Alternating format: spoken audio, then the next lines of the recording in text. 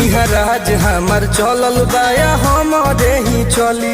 ढेर अइले गइले गुंडा माफिया कटने बाहुबली, केहू के बस के चीज नइखे। इहा राज हमार चलल बाया हमरे ही चली। ढेर अइले गइले गुंडा माफिया कटने बाहुबली, मार के गोली बंद कदम बोली हरदम ला सुता दे। माहौल जवन बदली ओहके दुनिया से उठा दे। माहौल जवन बदली ओहके दुनिया से उठा दे।